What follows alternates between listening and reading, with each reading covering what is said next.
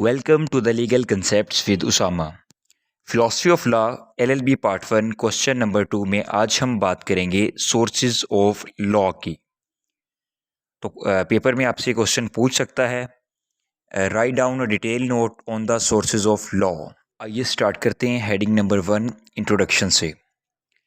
अगर हम लॉ की एवोल्यूशन की बात करें कि ये कहाँ से इवॉल्व हुआ है, तो हमें इसके बहुत सारे सोर्सेज मिलेंगे। अगर हम इसकी क्लासिफिकेशन को देखें तो उससे ये बात क्लियर हो जाती है कि कानून जो है ये एक बहुत वसी जो है वो सिस्टम है। इसकी टर्मिनोलॉजी जो सोर्सेज से रिलेटेड है उसमें हमें ये चीज़ कॉमन नज़र आती है कि इसे जो है वो मुख्तलिफ़ राइटर्स ने अपने व्यूज़ के मुताबिक अपनी सेंस के अकॉर्डिंग मुख्तलिफ़ तरीक़ों से डिफ़ाइन किया है। समटाइम्स इसकी जो टर्मिनोलॉजी यूज़ की जाती है वो एज ए सोवन सेंस में यूज़ की जाती है कि ख़ुद मुख्तारी के हवाले से कि जो स्टेट है वो लॉ बनाती है और इसे जो है वो इन्फोर्स करवाती है। और बाज़ ऐसा होता है कि हम उन लॉज़ के जो है वो सोर्सेज़ को देखते हैं, उनकी कंपोजिशन को देखते हैं कि वो जो लॉज़ हैं वो बने कैसे हैं। तो यहाँ पे जो कॉमन पॉइंट है जो हम डिस्कस करने वाले हैं वो है ओरिजिन ऑफ लॉ। हमने देखना है कि ये कैसे जो है वो पॉइंट आउट हुआ है इसका ओरिजिन। इसकी बिगनिंग के ऊपर जो है वो हमें बात करनी होगी जब भी हम सोर्सेज ऑफ लॉ की बात करेंगे। ऐसी बिगनिंग जो कि लॉ के जो फ्लो को, इसकी स्ट्रीम को कंटिन्यू करती है। हेडिंग नंबर 2 की तरफ आते हैं, meaning of term sources of law. Blacks law dictionary के अकॉर्डिंग सोर्स ऑफ लॉ कोई भी ऐसी चीज़ हो सकती है जैसा कि कॉन्स्टिट्यूशन यानी कि आइन, ट्रीटी यानी कि मुआहिदा, स्टैट्यूट यानी कि कानून, और कस्टम या कोई भी रवायत। ऐसी रवायत या ऐसा जो है वो मुआहिदा, ऐसा कानून या ऐसा आइन that provides authority for legislation and judicial decisions, जो कि कानून साजी के लिए और अदालती फ़ैसलों के लिए जो है वो अथॉरिटी प्रोवाइड करे, वो सोर्स ऑफ लॉ है। पॉइंट नंबर 3 में हम इसकी डेरिवेशन या ओरिजिन की बात करेंगे। सदियों पहले जो कानून के बुनियादी असूल थे वो रवायात से ड्राइव हुए थे, रवायात से मिले थे। वो रवायात ही कानून हुआ करती थी। उसके बाद इसके अगर हम अर्ली सोर्सेज़ की बात करें तो वो इल्हामी हकूक़ हैं जो कि बादशाह समझते थे कि ये हमारे इल्हामी हकूक़ हैं, यानी कि हमें डिवाइन राइट्स मिले हैं खुदा की तरफ से। और उसके बाद ह्यूमन राइट्स इंसानी हकूक़ थे, सिविल राइट्स इंसानों के जो समाजी हकूक़ थे। उसके बाद नेचुरल राइट्स कुछ फितरी हकूक़ थे इंसानों के, जैसा कि ज़िंदा रहने का हक़, एंड कॉमन लॉज़, और उसके अलावा कुछ जनरल कॉमन लॉज़ थे सोसाइटी के। All were in unwritten forms. अब ये सारे के सारे जो हम सोर्सेज़ की बात कर रहे हैं ये अनरिटन फॉर्म में थे, क्योंकि इंसानी माशरे का जो इर्तिका है ये आज का नहीं है, ये कागज़ की ईजाद से पहले का है, ये जो है वो लिखाई की ईजाद से भी पहले का है। तो ऐसे सब लॉज़ जो थे, अगर उस वक्त से तहरीरें या मतलब लिखने का प्रोसेस शुरू हो भी चुका था तो लॉ की जो एवोल्यूशन थी वो इतनी एडवांस अभी नहीं हुई थी कि जो है वो इसे रिटन के ऊपर चीज़ें आती। आगे हेडिंग नंबर 4 है definition of sources of law. Vinogradoff इसकी डेफिनेशन करता है कि एक ऐसा प्रोसेस है जिसके ज़रिए से रूल ऑफ लॉ को इवॉल्व किया जाता है, यानी कि रूल ऑफ लॉ कानून की हुक्मरानी को उसकी एवोल्यूशन होती है। आगे जो है वो हॉलैंड इसकी डेफिनेशन करता है, it is employed to denote the quarter whence we obtain our knowledge of law. ये एक ऐसा क्वार्टर, एक ऐसा एरिया है जिसके अंदर जाके हम अपना नॉलेज ऑफ लॉ अटेन करते हैं, हम अपना कानून का नॉलेज लेते हैं। ऑस्टिन के अकॉर्डिंग कुछ पॉइंट्स हैं जो कि definition of source of law को डिफ़ाइन करते हैं। वो कहता है कि जब हम सोर्स ऑफ लॉ की बात करेंगे तो किसी भी कंट्री के अंदर सोवरेनिटी यानी खुद मुख्तारी होनी चाहिए। हिस्टोरिकल डॉक्यूमेंट है from which body of law can be known. एक ऐसा तारीखी कोई डॉक्यूमेंट जिसके ज़रिए से हमें कानून की जो है वो उसकी बॉडी का पता चलता है कि लॉ का जो स्टैट्यूट था, इसका जो सारा सिस्टम था ये कैसे बना। Those causes which brought into existence of rules which later acquire force of law. ऐसी वजूहात जिनके ज़रिए से कोई भी असूल बने जिन्हें बाद में कानून की ताकत मिली और वो कानून हो गए। ये चीज़ें जो है वो ऑस्टिन कहता है। इसके बाद आते हैं हम पॉइंट नंबर 5 अपने ऑब्जेक्ट की तरफ। हमारा ऑब्जेक्ट है जी सोर्सेज ऑफ लॉ का। Studying sources of law aims to justify the legal basis and best interpretation of a rule, principle और वैल्यू आइडेंटिफाइड इन लॉ। हम सोर्सेज ऑफ लॉ को क्यों जो है वो स्टडी करते हैं, इसमें हम जस्टिफाई करते हैं कानूनी बुनियाद को, और बेस्ट इंटरप्रिटेशन यानी कि बेहतरीन वजाहत करते हैं किसी भी रूल की, किसी भी कायदे की, किसी भी असूल की, and value identified in law, और उसकी हम जो है वो जो उसकी वैल्यू है वो उसमें उसकी शनाख्त करते हैं। आगे पॉइंट नंबर 6 है नेचर एंड स्कोप के बारे में। अगर हम लॉज की बात करें तो ये जो है वो आइडेंटिफाई होते हैं, उसके अलावा इनकी क्लासिफिकेशन होती है, डेरिवेशन होती है, और ये सब कुछ होते हैं मुख्तलिफ सोर्सेज के ज़रिए से, इसका कोई एक सोर्स नहीं होता। अब ये जो सब सोर्सेज हैं ये फितरतन जो है वो फॉर्मल हैं और मटेरियल सोर्सेज हैं। अब लॉ की अगर बात करें तो ये एक वेरी वास्ट है इन दी मॉडर्न वर्ल्ड, यानी कि जदीद दौर में कानून का जो तसव्वुर है ये बहुत वसी है, ये कोई छोटी मोटी चीज़ नहीं है, एक बहुत बड़ा कंसेप्ट है। अगर हम लॉ की जस्टिफिकेशन की बात करें या इसकी इंटरप्रिटेशन यानी इसकी वजाहत की बात करें तो हमें इसके सोर्सेज को डिस्कवर करना पड़ेगा। पॉइंट नंबर 7 जिसमें क्लासिफिकेशन की गई है सोर्सेज ऑफ लॉ की, फॉर्मल सोर्सेज हो सकते हैं या मटेरियल सोर्सेज हो सकते हैं। सेलमन के मुताबिक जो फार्मल सोर्सेज होते हैं ये entire body of civil law, यानी कि पूरा सिविल बॉडी का इंस्टीट्यूशन आ जाता है इसके अंदर। और सिविल बॉडी का इंस्टीट्यूशन क्या कहता है, has sprung from the will and power of state, यानी कि रियासत की ख्वाहिश से, रियासत की ताकत से जो है वो सिविल लॉज बने, और and magnified in the courts of justice. अब रियासत की फोर्स से क्या बना, सिविल लॉज बने, और जो है वो उनका जो सिस्टम सारा जो है वो चला कोर्ट्स के ज़रिए से। This is formal source of law, ये तो हो गया ना कानून का फॉर्मल सोर्स। अब इसके मटेरियल सोर्स की तरफ आते हैं। Material sources are those from which law derives not its validity but the substance of which it is compose. Material sources वो नहीं होते जिनके ज़रिए से लॉ अपनी वैलिडिटी को जो है वो हासिल करता है, अपनी मियाद को हासिल करता है, बल्कि ये वो सोर्सेज होते हैं जिनसे कानून बनता है। अब ये कौन कौन से सोर्सेज हो सकते हैं, आइए हम वन बाय वन डिस्कस करते हैं। नंबर 1 पे है लीगल सोर्स।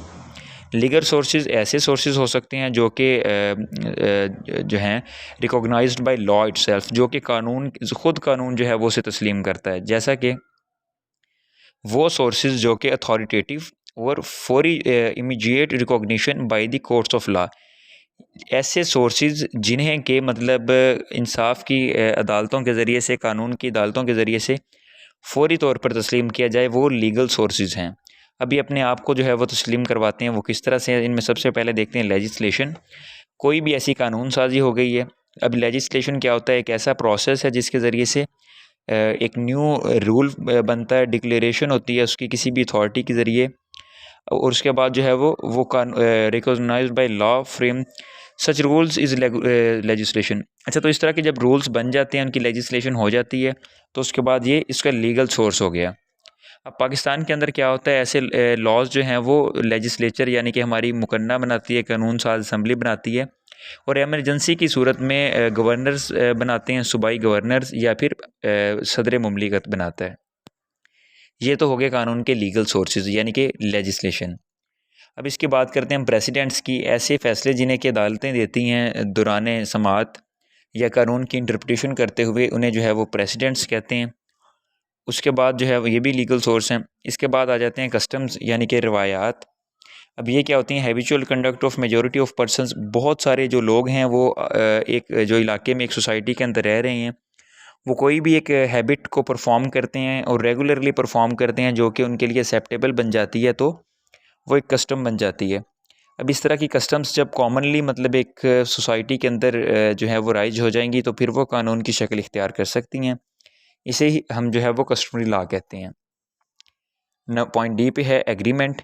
एग्रीमेंट क्या होता है, ऐसे प्रिंसिपल्स होते हैं जिसमें दो या दो से ज़्यादा शख्स जो हैं वो आपस में एक दूसरे के साथ बाउंड होते हैं किसी भी एग्रीमेंट को लेकर, और जो है वो एक दूसरे को वो सप्रेस कर सकते हैं, और वो ऑर्डनरी लॉ को एक साइड पे रख के अपने वो जो उनके दरमियान में एग्रीमेंट हुआ है वो उसकी बेस पे एक दूसरे के साथ बाउंड होते हैं।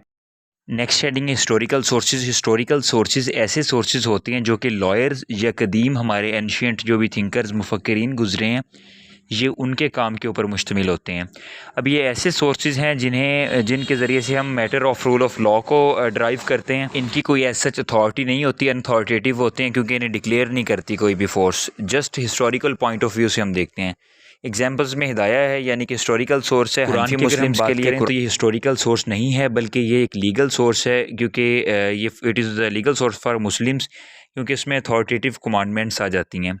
रोमन लॉ की बात करें तो ये हिस्टोरिकल सोर्स है, लेकिन ये लीगल सोर्स उस वक्त बन गया है जब इसके रूल्स को कंसीडर कर लिया गया है एज अ लॉ। अब इसके बाद दूसरे सोर्सेज हैं इक्विटी एज इनडायरेक्ट सोर्स। ये इनडायरेक्ट सोर्स के ज़रिए से मुसावात है। मुसावात का जो कंसेप्ट है ये माशरे को लेवल रखने के लिए इस्तेमाल होता है, यानी कि अगर विदाउट इक्विटी अगर बात करेंगे आप तो माशरे के अंदर तवाज़न ही कायम नहीं रहेगा। तो माशरे में से डिफेक्ट्स वगैरह दूर करने के लिए कॉमन लॉ ऑफ इंग्लैंड ने इसमें से मतलब क्या किया, इसमें इक्विटी का कंसेप्ट इंट्रोड्यूस करवाया, मुसावात को लेके आए। आगे आ जाते हैं ऑब्जेक्टिव्स ऑफ इक्विटी। मकासद क्या हैं मसावात के।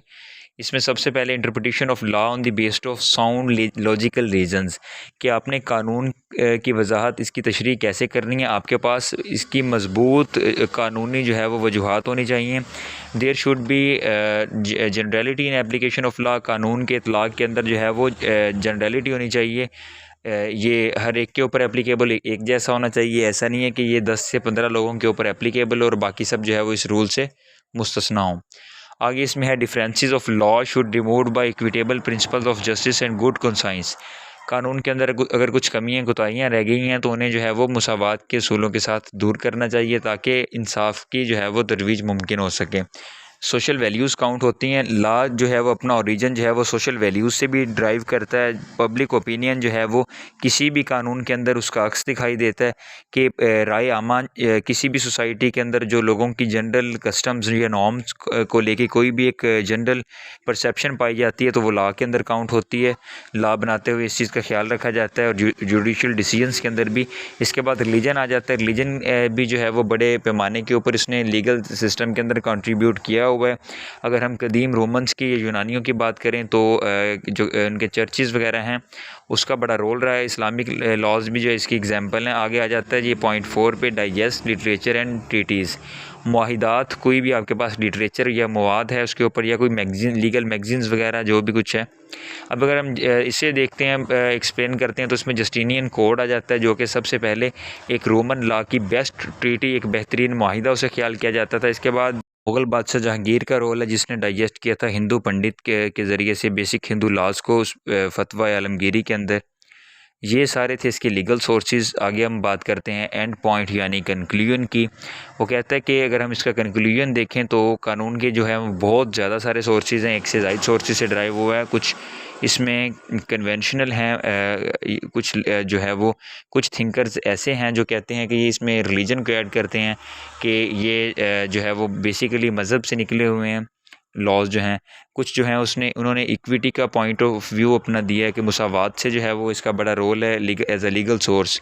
कुछ ज्यूरिस्ट ऐसे हैं जिनके मुताबिक ये लॉज जो हैं वो रिलीजन से ड्राइव हुए हैं और कुछ के मुताबिक और जो हैं लॉज हैं हिस्टोरिकल वैल्यूज़ का एक सोर्स हैं कि तारीख़ी वैल्यूज़ से हिस्ट्री का बड़ा रोल है इनकी डेरिवेशन के अंदर।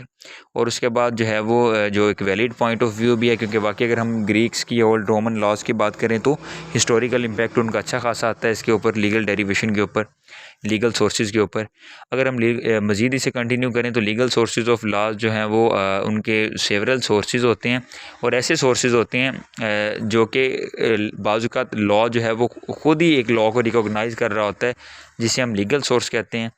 लीगल सोर्सेज ऑफ लॉ हमने पढ़े हैं, जैसा कि अब ये सारे जो है वो सोर्सेज हैं वो मिलकर एक कानून को तश्कील देते हैं जो जिसे अगर प्रॉपरली कोर्ट्स के ज़रिए से रिकॉग्नाइज़ किया जाए तो वो लॉ का स्टेटस हासिल कर लेते हैं। आज तक के लिए इतना ही।